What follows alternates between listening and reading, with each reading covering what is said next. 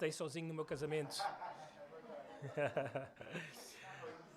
Não, graças a Deus que muita gente não viu, só alguns irmãos, e que não há registros de tal coisa. Mas ainda assim, é sempre bom relembrar aquilo que nós dissemos no dia do nosso casamento. E sem dúvidas era a intenção do meu coração e da minha esposa dizermos a Deus: Senhor, no nosso casamento queremos sempre fazer a Tua vontade. Isto é importante para o tema desta manhã, porque nós vamos falar sobre aquilo que é contrário ao casamento, que é o divórcio. O divórcio. Na semana passada começámos por falar sobre a transmissão da fé de pais para filhos. Hoje vamos olhar para esta questão do divórcio. O texto que temos diante de nós, que gostaria de convidar-vos a abrir e a ler comigo, está em Deuteronômio capítulo 24, desde o versículo 1 até o versículo 5. Deuteronômio capítulo 24, desde o versículo 1 até o versículo 5. Vamos ler e depois então pedir ao Senhor que nos ajude a entender este texto tão importante que foi para o povo de Israel e continua a ser para o seu povo hoje, a igreja. Diz assim então o versículo 1, Deuteronômio capítulo 24. Se um homem tomar uma mulher e se casar com ela, e se ela não for agradável aos seus olhos, por ter ele achado coisa indecente nela, e se ela lhe lavrar um termo de divórcio e lhe o der na mão, e a despedir de casa, e se ela saindo da sua casa for e se casar com outro homem, e se este a aborrecer e lhe lavrar termo de divórcio, e lhe o der na mão, e a despedir da sua casa, ou se este último homem que a tomou para si por mulheres vier a morrer, então seu primeiro marido, que a despediu, não poderá tornar a desposá-la para que seja sua mulher, depois que foi contaminada, pois é abominação perante o Senhor. Assim não farás pecar a terra que o Senhor teu Deus te dá por herança. Versículo 5. Homem recém-casado não sairá à guerra, nem se lhe imporá qualquer encargo. Por um ano ficará livre em casa e promoverá felicidade à mulher que tomou.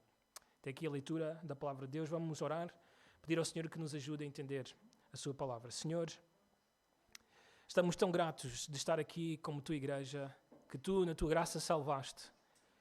E estamos gratos, Senhor, porque a cada domingo podemos ter diante dos nossos olhos, aos nossos ouvidos, a tua santa vontade, a tua palavra.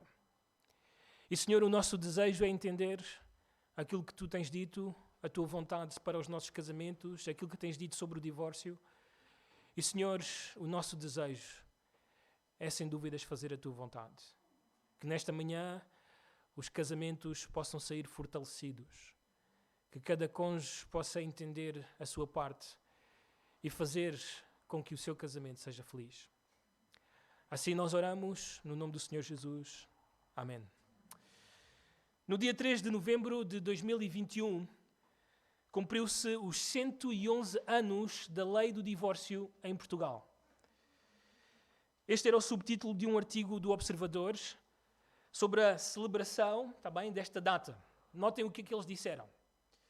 Por cada 100 casamentos registados em Portugal durante o ano de 2020, ocorreram 91 divórcios ou pedidos de divórcio. Estamos no topo da média europeia dos casais em crise para os quais o casamento já acabou. Isto é interessante porque Portugal é um dos países mais pequenos da Europa, com menos população, e ainda assim, em comparação com outros países, nós estamos no topo dessa média de pedidos de divórcio. A partir do ano de 1998, dentro deste artigo, o divórcio pôde ser pedido no dia seguinte ao casamento. O que nós vamos ler aqui é a evolução do divórcio ao longo dos tempos. Mas terá de se esperar um ano para se fundamentar a separação de facto em caso de divórcio sem o consentimento de outro cônjuge. Ou seja, as pessoas casavam-se e elas podiam, se estivessem de acordo, divorciar-se no dia seguinte. Se não houvesse acordo, teriam que esperar um ano até a dissolução desse casamento. A questão do prazo internupcial, tempo mínimo de separação pós-divórcio, para contrair novo casamento terminou em 1 de outubro de 2019, autorizando o matrimónio logo depois do divórcio. Ou seja, eu casava, divorciava no dia seguinte se houvesse mútuo consentimento e no dia seguinte eu podia voltar a casar com outra pessoa.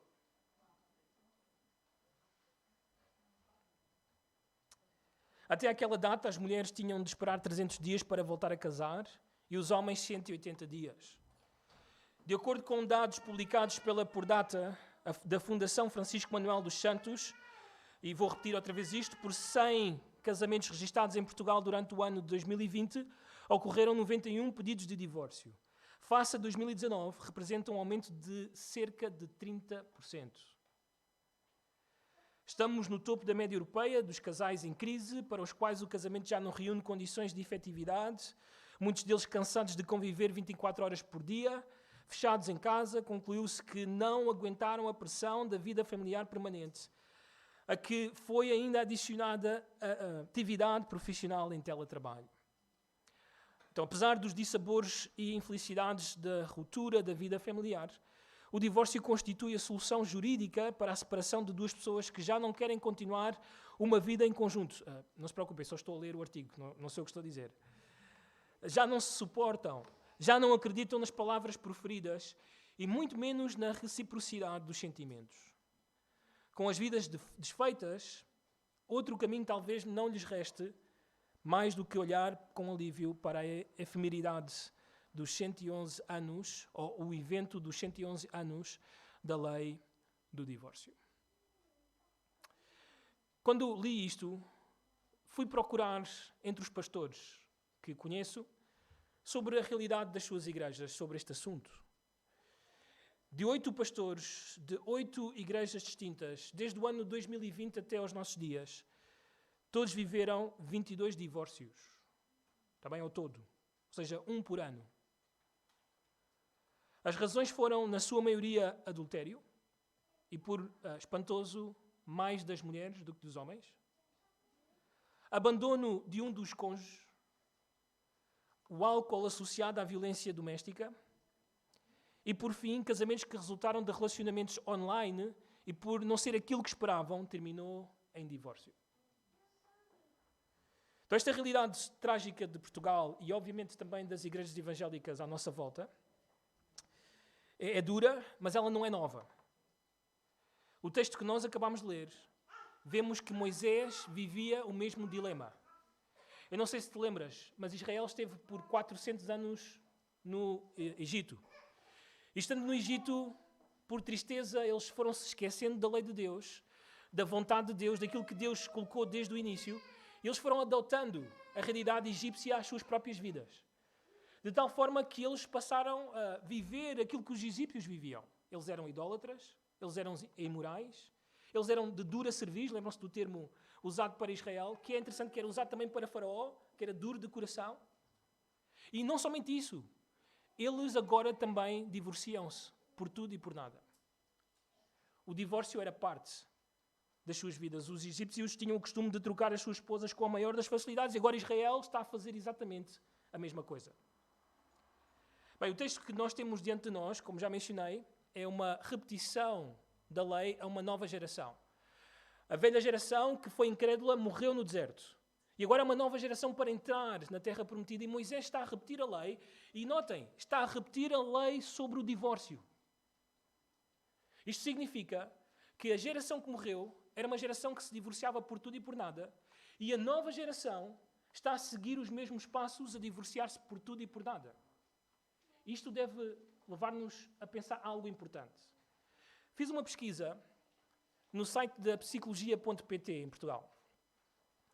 E alguns psicólogos dizem o seguinte sobre as consequências do divórcio na vida dos nossos filhos.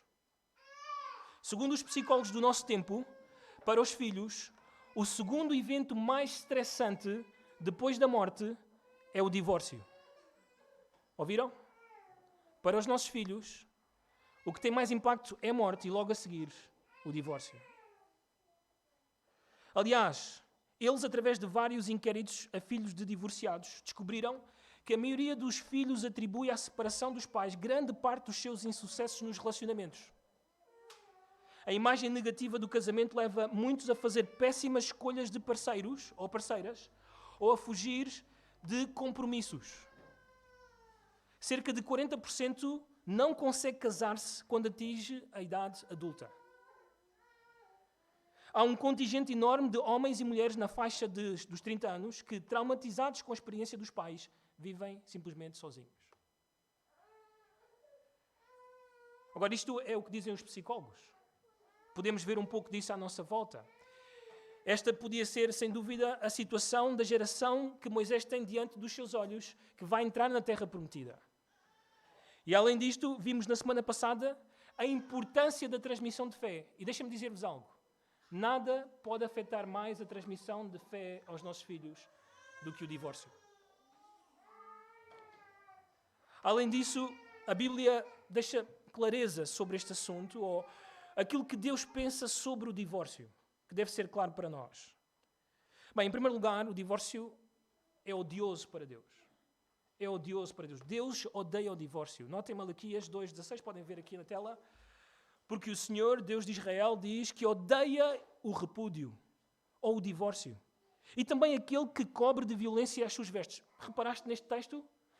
Deus coloca no mesmo nível o divórcio e o assassinato. Para ele é algo que ele odeia. Diz o Senhor dos Exércitos, portanto, cuidai de vós mesmos e não sejais infiéis. Também Deus vai dizer-nos, neste caso o Senhor Jesus, que o divórcio acontece, a causa primária é por causa da dureza do coração. Notem Mateus 19, versículo 8, respondeu-lhes Jesus aos fariseus, por causa da dureza do vosso coração é que Moisés vos permitiu repudiar a vossa mulher, entretanto não foi assim desde o princípio. Então o divórcio acontece porque existe dureza no coração. Mas não somente isso, o divórcio acontece, e nós todos vamos estar de acordo com isso, por causa do pecado. De forma geral, isto acontece porque há pecado na vida das pessoas. Ainda no mesmo texto, Mateus 19, versículo 9, o Senhor Jesus diz, eu porém vos digo, quem repudiar sua mulher, não sendo por causa de relações sexuais, o quê? Ilícitas. Esta, vamos dizer assim, é o divórcio legítimo nas Escrituras. Mas ele diz-nos, este divórcio vai acontecer porque há pecado. Notem também 1 Coríntios 7,15, Paulo fala àqueles casais cujo um dos cônjuges é descrente, e notem o que acontece, mas se o descrente quiser apartar-se, que se aparte.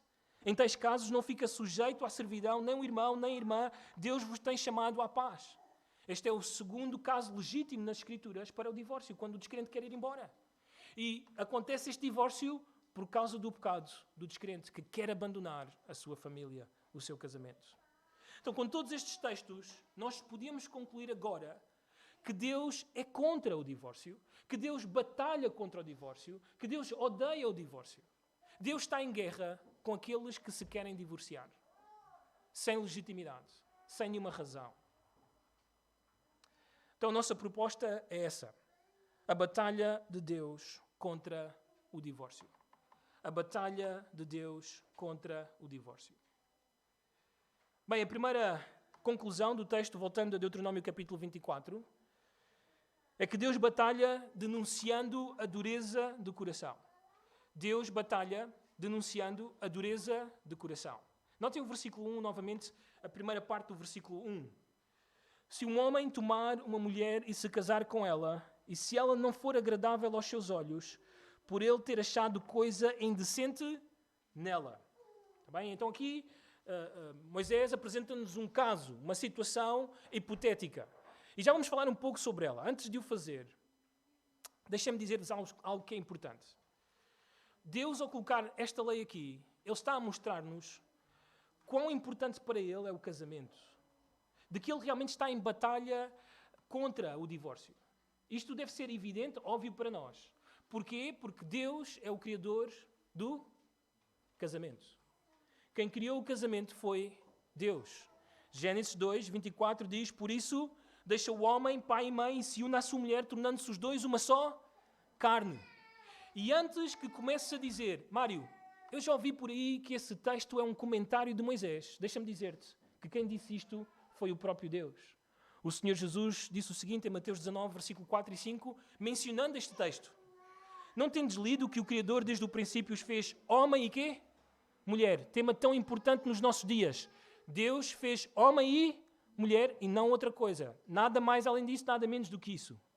E nada mais, diz o texto, e que disse: por esta causa deixará o homem pai e mãe e se unirá à sua mulher, tornando-se os dois uma só carne. Então quem disse isto? Deus. Deus criou e definiu o casamento. Mas não somente isso. Deus foi testemunha da minha união e foi o próprio Deus que me uniu à minha mulher. Notem o que diz Mateus 19, versículo 6. De modo que já não são mais dois, porém uma só carne. Portanto, ou por isso, por causa disso, o que Deus ajuntou, não o separa quem? O homem. Foi Deus quem uniu o nosso casamento. Deus estava lá. Deus foi testemunha. Então, por isso, Deus está em guerra contra o divórcio, porque o divórcio é um ataque àquilo que Ele criou e que Ele definiu. Este texto que nós vamos analisar, de Deuteronômio capítulo 24, começa então com situações hipotéticas. Mas eu e tu não devemos ser ingênuos, embora apareça várias vezes se isto, se aquilo, se acontecer assim, se acontecer assado. Eu e tu não devemos ser ingênuos. Aquilo que está a acontecer neste texto é coisas reais da vida do povo de Israel. Aliás, nós até podíamos traduzir a palavra se para quando. Quando um homem se casar com uma mulher e por alguma razão ela já não é agradável aos seus olhos, por causa de alguma coisa indecente que ele viu, então ele tem que fazer isto, ele tem que fazer isto, ele tem que fazer isto. São situações hipotéticas, mas situações reais do povo de Israel. Bem, aqui o texto nos diz que em um momento do casamento, pode ter sido no dia seguinte, pode ter sido na semana seguinte do casamento, um ano depois do casamento, o homem tem algo, ou o homem vê algo, melhor dito, na mulher, que o deixa, ou que ela passa a ser desagradável aos seus olhos. Esta expressão, desagradável aos seus olhos, significa que ela já não tem o favor do marido, que ela já não tem a graça do marido, que ela já não tem o respeito do marido. E a razão pela qual ela já não tem isso, diz Moisés, alguma coisa indecente. E claro, os nossos olhos, a nossa lupa, coloca-se sobre essa coisa indecente. O que é que isso significa? E ao longo dos séculos as pessoas têm falado muito acerca do que é essa coisa indecente. Bem, nós podemos começar por dizer o que não é esta coisa indecente. Em primeiro lugar, não é adultério. E porquê que não é adultério? Porque capítulos antes deste evento, de dizer isto, Moisés fala sobre o adultério e o que deve acontecer quando acontece o adultério. Notem na tela ainda comigo, Deuteronômio 22, 22, diz o seguinte: se um homem for achado deitado com uma mulher que tem marido, então ambos o quê? Morrerão. O homem que se deitou com a mulher e a mulher. Assim eliminarás o mal de Israel. Então isto não podia ser adultério, porque se fosse adultério, não havia carta de divórcio, havia pena capital. Algumas pessoas pensam que talvez este homem, ao casar com esta mulher, percebeu que ela já não era mais virgem. Que essa era a coisa indecente. Bem, também não pode ser isso, porque o mesmo capítulo vai falar sobre essa situação.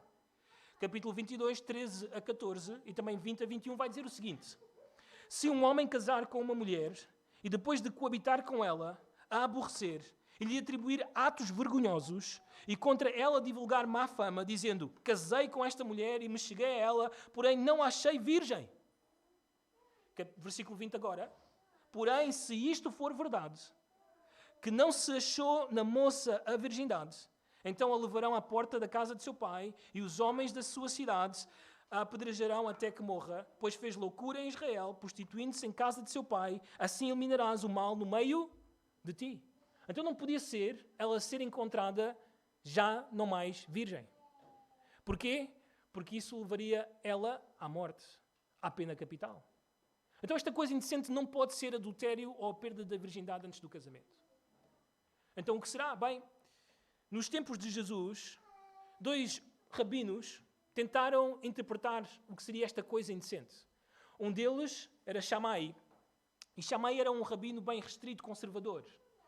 E ele dizia que provavelmente era a perda de virgindade ou o adultério Ou, no melhor dos casos, uma atitude pouco modesta da esposa. Bem, nós já vimos que o rabino Shammai falha.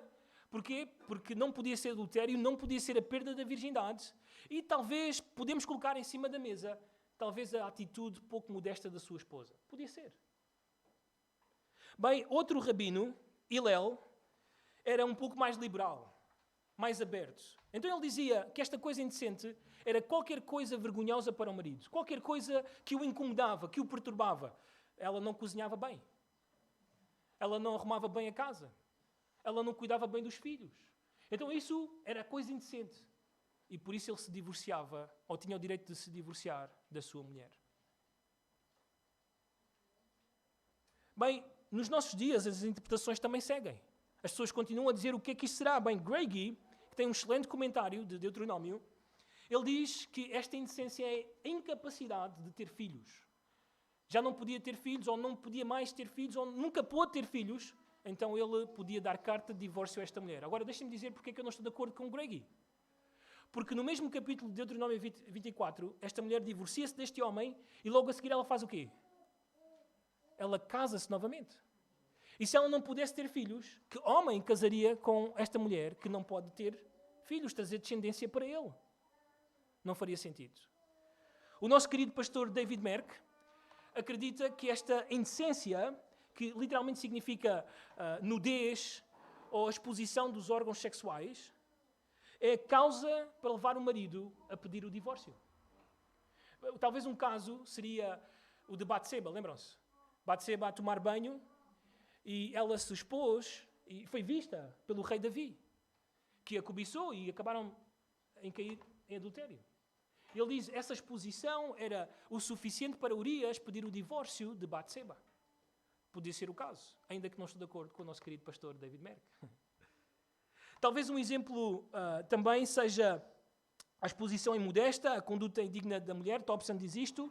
Daniel Bloch sugere algo ainda mais espetacular, vamos dizer assim, que o problema era algo de errado com a menstruação da mulher, que resultava numa situação de impureza constante e que afetava o relacionamento sexual e o ter filhos. Ou seja, esta mulher nunca estava disposta ou disponível para uma relação sexual com o seu marido. E como ele não conseguia ter essa relação sexual, ele divorciava-se dela. Alguns dizem mesmo que ela não cumpria os deveres do matrimónio. E por isso havia causa para o divórcio. Bem, estes homens, obviamente, são excelentes nas suas interpretações, mas eu creio que o Senhor Jesus dá-nos a interpretação correta desta passagem. E vamos ver isso. Vamos juntos, não vai aparecer na tela agora, temos que ir juntos. Mateus capítulo 19, desde o versículo 1 até o versículo 8. Mateus 19.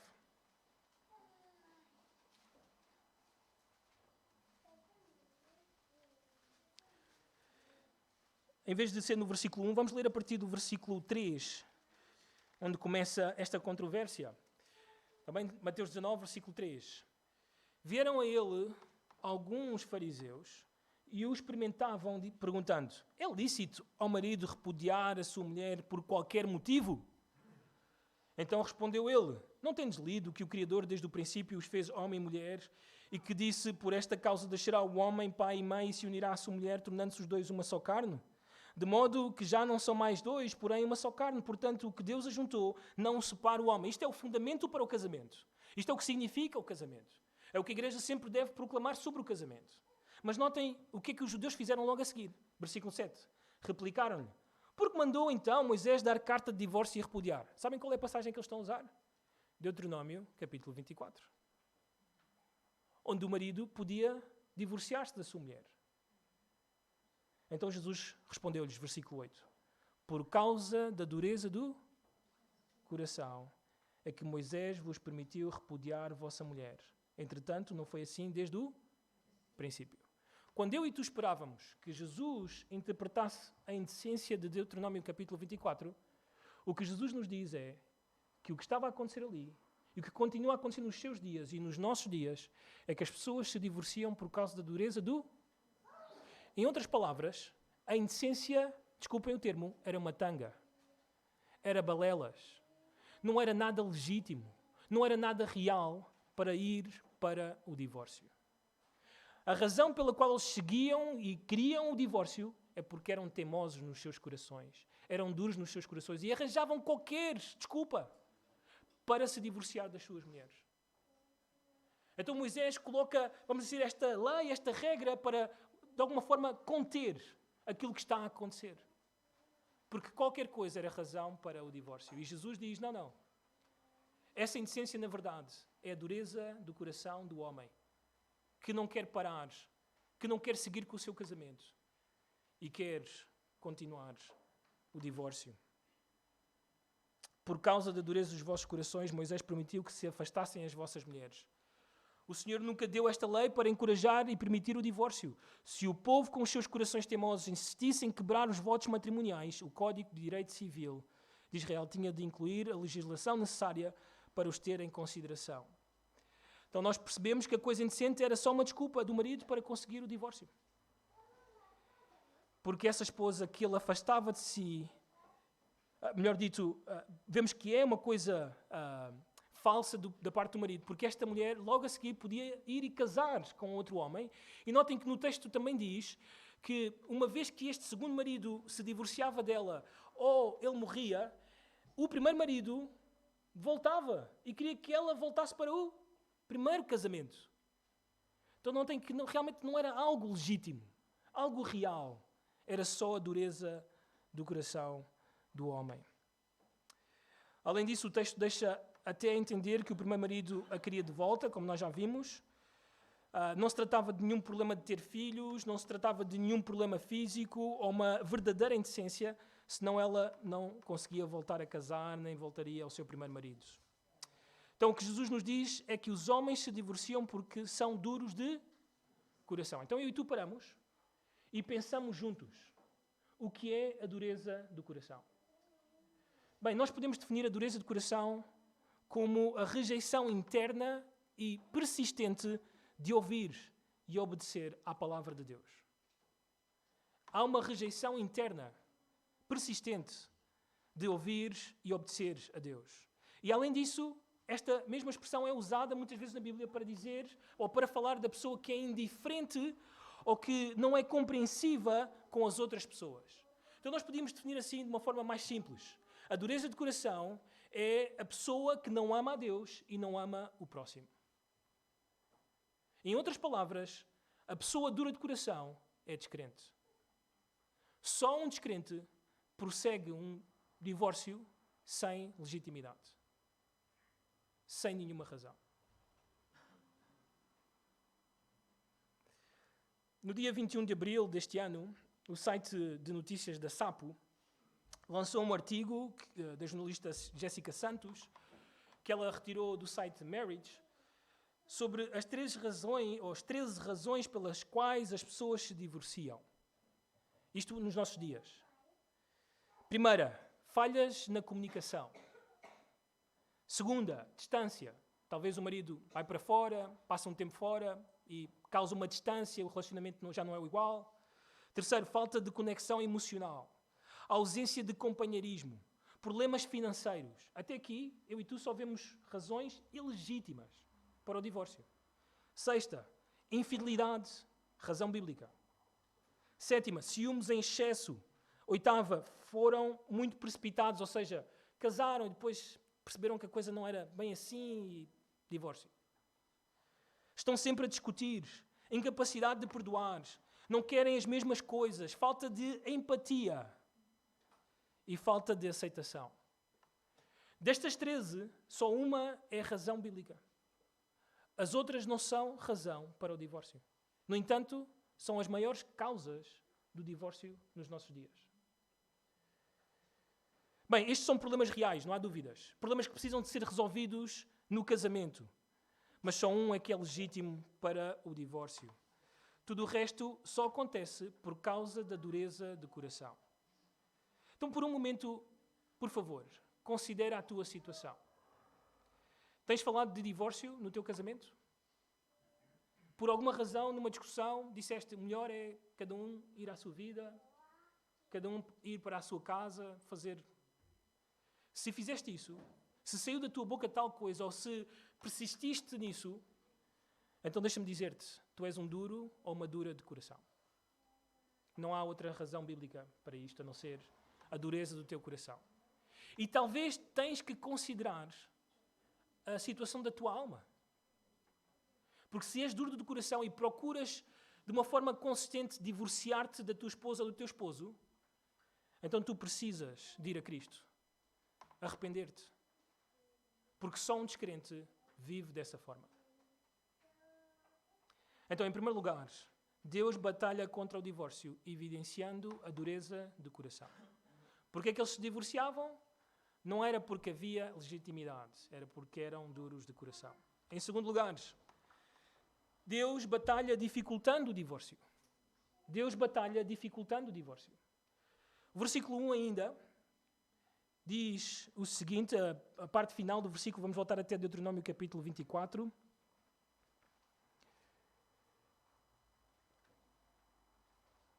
Eu vou ler o versículo 1 inteiro. Diz: se um homem tomar uma mulher e se casar com ela, e se ela não for agradável aos seus olhos, por ter ele achado coisa indecente nela, então notem aqui os passos que têm que ser tomados. E se ela lhe lavrar um termo de divórcio, e lhe o der na mão, e a despedir de casa. Então estes são os 3 passos, as 3 atitudes a serem feitas, também, diante do divórcio. Como já vimos, o texto que analisamos não tem o propósito de instituir o divórcio, como ensinavam os judeus da geração de Jesus. O divórcio e o novo casamento eram comuns e foi necessário legislar o assunto. Além disso, era necessário proteger as mulheres, porque, como nós podemos perceber, elas eram as que sofriam mais com os divórcios. E levar o casamento, e levar a família, que são criação de Deus. Este era o propósito. Então, nesta lei que nós vemos aqui, Deus mostra a sua aversão ao divórcio e mostra esta aversão colocando empecilhos, barreiras, dificuldades para que o processo não continue. O homem pare, pense no que está a fazer, considere, se arrependa e volte ao seu casamento. Então, em primeiro lugar, o primeiro passo que ele tinha que tomar, ele tinha que lavrar um termo de divórcio. Literalmente um certificado, ou um rolo, ou um documento dos factos. Ele tinha que colocar lá as razões do seu divórcio. Porque é que ele se está a divorciar. E isto tinha que ser feito com os juízes da cidade e tinha que ser trazido testemunhas para esse momento, para esse evento. Vocês podem imaginar a situação? Ter que ir até à porta da cidade, com os juízes, trazer testemunhas, uma série de público a assistir ao momento do divórcio. Então tudo isto está feito para que o homem pense, vale a pena fazer tudo isso? Vale a pena seguir em frente com tudo isto? Isto é tão público. Isto vai ser desastroso para mim e para a minha família.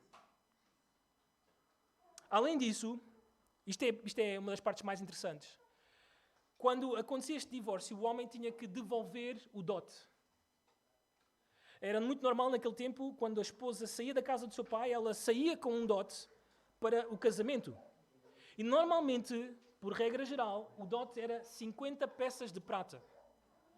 Mais ou menos 5 anos de trabalho. Então, se ela saísse sem uma razão legítima, coisa indecente, ele tinha que devolver este dote. E isto tinha que ficar escrito. Se ele não pudesse pagar no momento, tinha que ficar escrito a dívida. E como é que ele iria pagar, o tempo em que ele iria fazer este pagamento. Sem dúvidas, Deus está a colocar o peso, a dificultar o processo. É interessante, não sei se vocês repararam no texto, pensando nisto das 50 peças de prata ou dote, ela saía deste casamento, ela casava-se de novo, ela talvez divorciava-se uma segunda vez ou ficava viúva, e o primeiro marido queria ela de volta. Já pensaram porquê? Está difícil devolver o dote. Talvez é melhor voltar para mim, para não haver este problema do dote.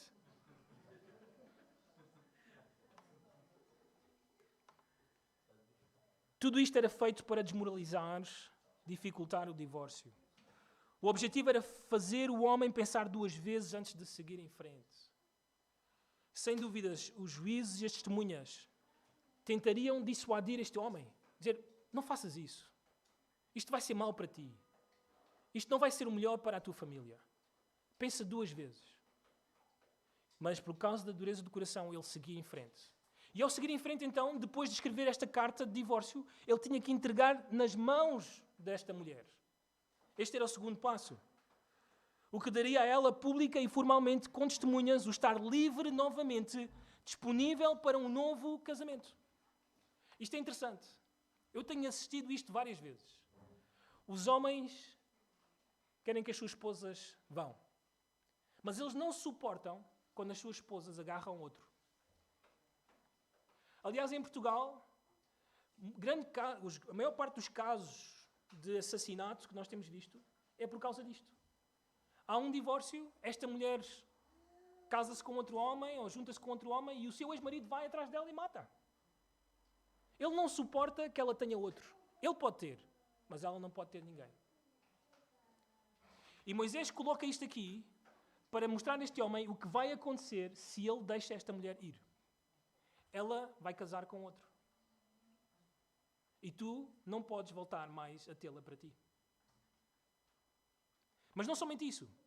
O terceiro passo tinha que a despedir de casa. E deixa-me dizer, este é o momento mais trágico do divórcio. Este era o momento em que ela saía de casa, deixando os seus filhos com o marido. Porque os filhos pertenciam ao pai, à família do pai. E ela ia-se embora. Podem imaginar o momento? Ela saía de casa e os seus filhos a chorarem, a dor de ver a sua mãe partir para nunca mais voltar. Então tudo isto era para dificultar e fazer o homem pensar, vale a pena isto? Isto realmente é o melhor? É o que te vai fazer feliz? Só um duro de coração chega até aqui. Só um duro de coração vai até ao fim. Só um duro de coração se divorcia sem nenhuma razão. Deus ama o casamento. Deus ama a família. E toda esta lei estava feita para mostrar o quanto ele detestava, melhor dito, o divórcio. Esta lei protegia claramente as mulheres casadas para que não fossem tratadas como mercadoria, mas antes protegidas como sempre Deus quis. Foi o que Deus pediu a Adão. Guarda o jardim. E isso incluía a sua esposa. Protegê-la. É interessante. Fui à procura da lei portuguesa sobre o divórcio. Fiquei um pouco atrás, com o pé atrás, se devia dizer ou não, para não motivar ninguém. Mas eu penso que não há nenhum problema aqui, não é assim? Bem, na lei portuguesa existem 3 tipos de divórcio e eu acredito que até mesmo aqui nós vemos ainda a graça de Deus. É a graça comum de Deus numa sociedade que não o adora. 3 tipos de divórcio. Primeiro, divórcio por mútuo consentimento, que pode ser pedido numa conservatória de registro civil se as duas pessoas estiverem de acordo sobre o fim do casamento e as questões essenciais que é necessário resolver no momento do divórcio, ou seja, a separação de bens, estão de acordo, está tudo bem, podem ir ao registro civil e fazer o divórcio. Mas ainda assim, é necessário advogados para haver um acordo sobre todas as coisas, ir até ao notário com testemunhas e fazer o que tem que ser feito. Notem que todo este processo era para trazer vergonha e fazer o homem considerar o que ele está a fazer. Notem, em segundo lugar, o divórcio por mútuo consentimento no tribunal, que pode ser pedido se as duas pessoas estiverem de acordo sobre o fim do casamento, mas não sobre a separação dos bens. Então vão até ao tribunal e o tribunal decide como será a partilha de todas as coisas. Notem, mais um passo difícil para fazê-los pensar no que estão a fazer. E não somente isso, o divórcio sem consentimento de um dos cônjuges seria o terceiro, que pode ser pedido num tribunal quando apenas uma pessoa quiser pôr fim no seu casamento, o que envolve muito dinheiro e muito tempo. Então é claro para o crente, membro da igreja, ainda até mesmo com todo o processo de disciplina na igreja, que tudo isto é Deus a gritar dos céus. Parem, não sigam em frente. Parem. Arrependam-se, reconciliem-se e sigam com o casamento. Então, se por algum acaso no teu casamento há este tipo de conversas, o melhor é divorciar-nos, o melhor é cada um ir à sua vida. Deixa-me dizer-te, isto está a acontecer porque és duro de coração e não vês até mesmo como Deus coloca dificuldades e empecilhos para que sigas em frente com tal atitude. Então Deus batalha denunciando a dureza de coração, Deus batalha dificultando o divórcio. Em terceiro lugar, Deus batalha detendo o que se divorcia. Deus batalha detendo o que se divorcia. Notem, versículo 2 até ao 4 diz o seguinte: e se ela, saindo da sua casa, for e se casar com outro homem, e este a aborrecer e lhe lavrar termo de divórcio, e lhe der na mão, e a despedir da sua casa, ou se este último homem que a tomou para si por mulher vier a morrer, então seu primeiro marido que a despediu não poderá tornar a desposá-la para que seja sua mulher, depois que foi contaminada, pois é abominação perante o Senhor. Assim não farás pecar a terra que o Senhor teu Deus te dá por herança. Assim, então aqui nós vemos o texto a descrever o que deve acontecer a seguir. Ela sai desse primeiro casamento, ela vai para um segundo casamento. Assim, nesse segundo casamento, sei lá, há alguma situação também complicada, alguma indecência e vai embora também, ou o segundo marido morre, ela fica outra vez livre, disponível para um novo casamento, mas ela não pode voltar a quem? Ao primeiro marido. E a razão do texto é que ela está o quê? Contaminada. Interessante. E aliás, até junta a contaminação com a abominação, que normalmente na Torá significa pecados sexuais. Aliás, é como se Deus estivesse a colocar esta situação ao nível da bestialidade, da homossexualidade ou do adultério. É grave para Deus que isso aconteça. E sabem, é exatamente aqui que nós percebemos claramente que a coisa indecente sempre foi uma desculpa. Nunca foi uma coisa real. Porque ela ficou disponível para um novo casamento, já vimos isso. E não somente isso. Ela não pode voltar ao primeiro marido, porque isso faria como se fosse um adultério. Ela foi deste homem, ela foi para um segundo homem e ela está a voltar ao mesmo homem. É como se fosse um adultério. Como não houve uma causa legítima, seria realmente para Deus adultério. E isso não podia acontecer. É abominação para Deus, expressão forte de Deus, para dizer que Deus detesta isso. E não somente isso, vai trazer profanação sobre a terra que eles vão possuir. É interessante porque a terra, durante todo este tempo, é descrita como um lugar que mana leite e mel. Mas por causa destas situações, ela passará a ser um deserto. Vai haver sangue na terra e Deus vai trazer maldição. E é interessante porque no texto muda para a segunda pessoa do singular. Diz, e não farás pecar a terra que eu vos vou dar. Significa que toda a comunidade tinha a responsabilidade de não permitir que tal coisa acontecesse. Tal casamento não pode voltar a acontecer, porque é adultério para Deus. Então Deus detém aquele que se divorcia. Deus está a dizer literalmente a este que faz isto, tu vais ter que viver com a consequência do teu pecado. Decidiste divorciar, então agora viva as consequências do teu divórcio. Bem, nós podemos pensar em várias razões. Talvez este homem se tenha arrependido. Já vimos, talvez ele não conseguiu devolver o seu dote. Talvez os seus filhos estavam a sofrer por causa disso. Podiam ser muitas as razões. Mas ele teria que viver com isso. Não havia mais hipótese para ele.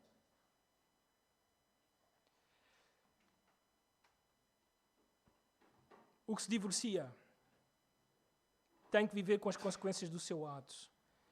E ninguém podia permitir-lhe que ele fizesse voltar a sua esposa, uma vez que ela já foi de outro. Então, Deus detém o duro de coração, o divórcio injustificado, ilegítimo, produz remorsos, nós podemos ver isto neste homem, depressão, tristeza e uma sensação durante a vida de que não deveria ter feito aquilo. Não é? Porque o que estamos a ver deste homem é, ele está a voltar atrás e ele quer que ela volte. O divórcio deixa uma cicatriz profunda e larga, marca a vida dos nossos filhos. Então Deus batalha, denunciando o duro de coração, dificultando o divórcio, detendo aquele que se divorcia. E para terminar, Deus batalha dignificando o casamento. Deus batalha dignificando o casamento. Versículo 5. Homem recém-casado não sairá à guerra, porém, ou melhor dito, nem se lhe imporá qualquer encargo. Por um ano ficará livre em casa e promoverá felicidades à mulher que que tomou. Quando olhamos para este texto, pensamos que ele parece estar perdido aqui. Não é? Até mesmo as nossas Bíblias colocam noutro parágrafo. Mas deixem dizer-vos, está totalmente ligado aos primeiros 4 versículos. Porque é como se Deus estivesse a dar a solução para que o nosso casamento seja duradouro. Para que ele continue para sempre. Em vez de pensarmos no divórcio, quando há problemas, há algo que precisamos de fazer para que o nosso casamento chegue até ao fim. E vemos isso neste texto. A intenção é dar uma solução espiritual ao problema do divórcio. A solução é o investimento na relação conjugal. Então, Moisés ordena que o homem recém-casado não deve sair à guerra. Há muitas razões para isso. Se ele morresse nessa batalha, nessa primeira guerra que ele iria, sendo recém-casado, ele não teria hipótese de ter o quê? Filhos. Ao não ter filhos, ele faria com que o nome da sua família não se propagasse. E ao mesmo tempo ficava sem herdeiro para a herança que a família o deixou. Então era importante não ir para a batalha quando casava. Ele tinha que ficar parte daquilo que Deus queria para Israel, é que eles se multiplicassem, crescessem. Se este jovem não tivesse esta oportunidade, isso não poderia acontecer. Além disso, nós temos este texto, capítulos antes do capítulo 24, o capítulo 20, desde o versículo 5 até o 7, diz o seguinte: os oficiais falarão ao povo dizendo: qual o homem que edificou casa nova e ainda não a consagrou? Vá, torne-se para casa para que não morra na peleja e outrem a consagre. Qual o homem que plantou uma vinha e ainda não a desfrutou? Vá, torne-se para casa para que não morra na peleja e outrem a desfrute. Qual o homem que está desposado com alguma mulher e ainda não a recebeu? Vá, torne-se para casa para que não morra na peleja e outro a receba. É daqui que é tirado aquele famoso provérbio, que estas são as 3 grandes coisas que um homem tem que fazer, né? Plantar uma árvore, construir uma casa, ter um filho. E pronto, é daqui que é tirado. Mas aqui o texto mostra-nos que este homem, que ainda tem esta coisa pela frente, não pode ir para a guerra, mas deve estar na sua casa.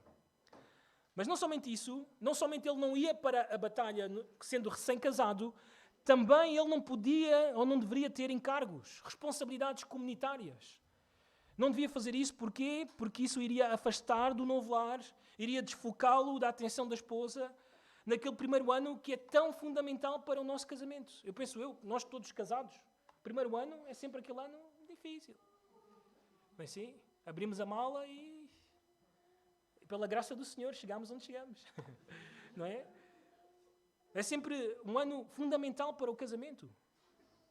Mesmo tempos de crise no país, como uma guerra, mesmo temas importantes na comunidade, não podiam afastar o homem recém-casado do foco que era o seu casamento, o seu lar. Aliás, temos que pensar sobre esta expressão, promover a felicidade. Reparaste nela? Versículo 5, no final. E promoverá a felicidade da mulher que tomou. É agora que as mulheres vão ficar contentes. A mesma expressão é usada pelo apóstolo Paulo em 1 Coríntios 7:33. Vejam na tela, diz: mas o que se casou cuida das coisas do mundo, de como agradar a quem? À esposa. E é interessante, o que é que significa promover a felicidade? Bem, literalmente significa dar filhos à esposa. Dar filhos à esposa. E isto deveria acontecer no primeiro ano de casamento. Vou voltar a repetir. Isto devia acontecer quando?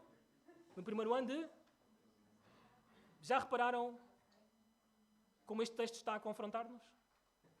Nós dizemos 3 anos de felicidade entre nós e depois filhos. O texto diz que a felicidade no casamento é ter filhos.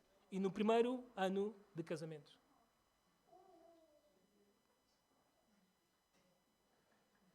Este texto expõe o nosso coração, o nosso egoísmo.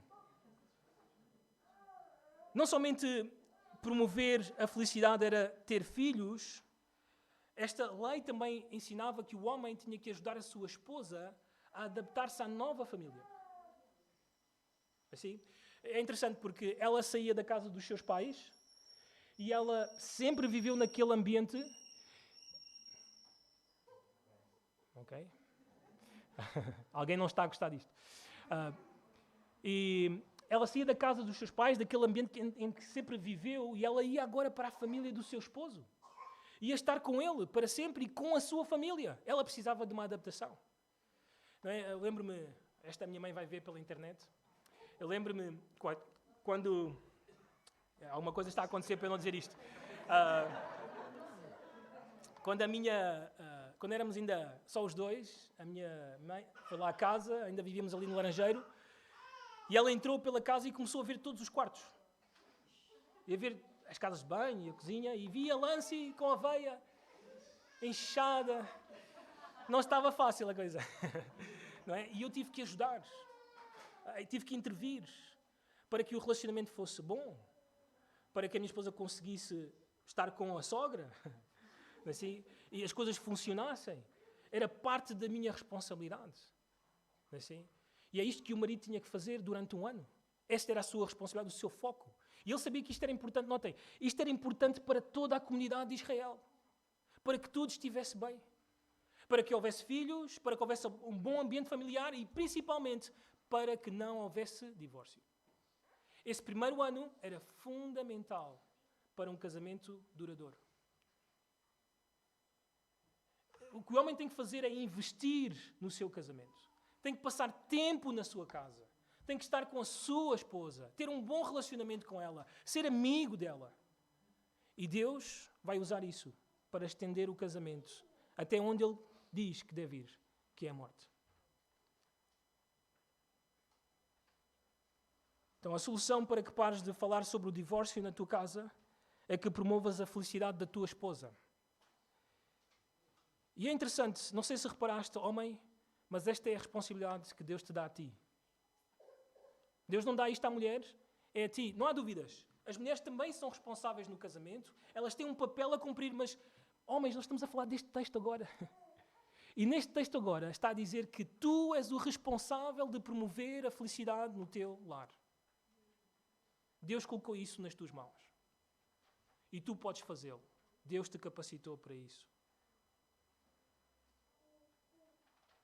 Também é interessante que seja o homem o único mencionado aqui, não só porque naquele tempo as mulheres não podiam fazê-lo, elas não podiam pedir o divórcio, só os homens, mas também porque a felicidade do lar, do casamento, era a responsabilidade dele.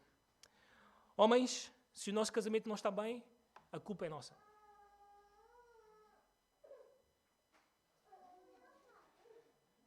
A solução é começar então a investir na tua esposa. Faz o que Jesus faz com a igreja. Senta-te com a tua esposa. Lê as escrituras com a tua esposa. Estuda a palavra de Deus com a tua esposa. Fala de Deus com a tua esposa. Ora com a tua esposa. E Deus vai usar tudo isso para que o teu casamento chegue até ao fim.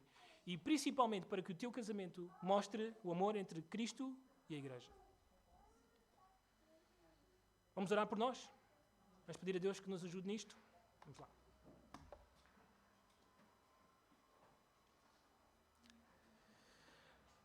Senhor, nós te agradecemos nesta manhã pela clareza da tua palavra, pelo ensino que nós podemos obter dela. E chegamos à conclusão, Senhor, que não há desculpas para nós para chegarmos um dia ao divórcio sem razão. A única razão é a dureza do coração. A única razão pela qual alguém não investe no seu casamento é porque ainda talvez está perdido. E está atrás do pecado. E, Senhor, a minha oração é que nesta manhã haja arrependimento e que cada um considere o seu caminho, que se volte para Ti, para a Tua palavra e que procure a felicidade do seu lar. Senhor, protege a Tua igreja. Protege as nossas crianças, porque sabemos que o divórcio irá trazer grande dano à igreja e aos nossos filhos. Senhor, queremos transmitir a fé aos nossos filhos, não somente com palavras, mas também pelas atitudes no nosso casamento. Que eles veem, que eles podem observar. E te rogamos, Senhor, que eles possam ver sempre o amor entre Cristo e a igreja. Que eles possam ver perdão, reconciliação. Que eles possam ver que os pais nunca desistem e que estão dispostos a ir até à morte com o casamento. Para que também, quando chegar a vez deles, eles também sejam fiéis até ao fim. Te rogamos, Senhor, guarda as nossas vidas, guarda os nossos corações, tira a imoralidade, tira a idolatria dos nossos corações para que possamos estar focados nas nossas esposas e vice-versa. Longe de nós a traição, a infidelidade, o adultério. Ajuda-nos a estar totalmente ligados emocionalmente, sexualmente, como amigos no casamento. Ajuda-nos a ter olhos só para as nossas esposas e só para os nossos esposos. Assim como Cristo só tem olhos para a igreja. Senhor, obrigado pela tua palavra. Sê connosco, abençoa-nos. Ajuda-nos a aplicar isto. Em nome de Jesus. Amém. Que Deus os abençoe.